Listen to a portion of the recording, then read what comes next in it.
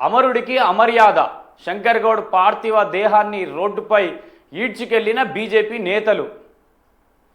RTC డ్రైవర్కు నివాళుల పేరుతో రాజకీయం. అమానవీయంగా ప్రవర్తించిన బీజేపీ నేతలు. పార్థివ దేహాన్ని ఫ్రీజర్ నుంచి బయటకు లాగి ఎండలో నడి రోడ్డుపైనే ఈడ్చుకెళ్లిన దారుణం. డిపో దాకా తీసుకెళ్లే యత్నం. పోలీస్ చోద్యం. వదిలిపెట్టాలంటూ కుటుంబ సభ్యుల వేడుకోలు. కార్మికుల ఆగ్రహంతో వెనక్కి తగ్గిన నాయకులు. నర్సంపేటలో రోజంతా హైడ్రామా ఉద్రిక్తత. రాష్ట్ర వ్యాప్తంగా కొనసాగిన కార్మికుల సమ్మె. వారిని ఒకవేళ ఈ బీఆర్ఎస్ వాళ్ళకి అనుమతి ఇచ్చినుంటే వీళ్ళు రాస్తుండే ఈ వార్త. నిన్న బీఆర్ఎస్ వాళ్ళని ఆడ టోల్ ప్లాజా కాడ అరెస్ట్ చేసి ముందస్తు అరెస్ట్, ప్రివెంటివ్ అరెస్ట్ చేసి తీసుకుపోయి పోలీస్ స్టేషన్లో కూర్చునబెట్టిర్రు. ఈడికి వస్తూ ఉంటే ఒకవేళ వాళ్ళు ఈడికి వచ్చినుంటే ఈ వార్త రాస్తుండేనా బీజేపీ నేతల మీద? నమస్తే తెలంగాణ. వాళ్ళు కుటుంబ సభ్యులు ఆవేదనతోటి ఇగో నిన్న వీళ్ళని అరెస్ట్ చేసిరు కాబట్టి ఇప్పుడు ఈ వార్త రాసిరు. వీళ్ళని అరెస్ట్ చేయకపోయినట్టు ఈ వార్త రాకుంటుండే నమస్తే తెలంగాణలో. కుటుంబ సభ్యులు ఆవేదనతోటి 5 నిమిషాలు అక్కడి నుంచి ఇంటికి తీసుకురమ్మని చెప్తే పోలీసు వాళ్ళు హైడ్రామా క్రియేట్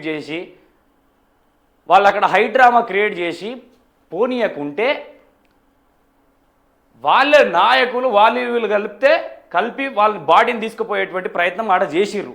తోపులాట జరిగింది. ఇప్పుడు కాదు, బండి సంజయ్ రాకముందు ఉదయం నుంచే నడుస్తూ ఉంది ఈ తతంగం మొత్తం కూడా.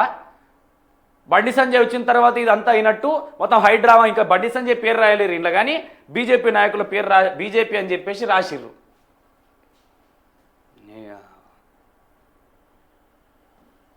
ఒకవేళ బీఆర్ఎస్ నాయకులకు అనుమతి ఇచ్చినుంటే ఇది రాకుంటుండే వార్త.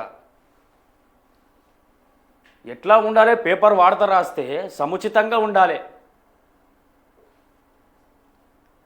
అటు ఎస్కాటు ఇటు అరెస్టు. బీజేపీతో కాంగ్రెస్ బంధం. బీజేపీతో కాంగ్రెస్ బంధం, బీఆర్ఎస్పై నిర్బంధం. అమరుడు శంకర్ గౌడ్ అంత్యక్రియల్లో తేట తెల్లం. బండి సహా బీజేపీ నేతలకు యథేచ్ఛగా అనుమతి. నర్సంపేట వెళ్లకుండా బీఆర్ఎస్ నేతల అడ్డగింత.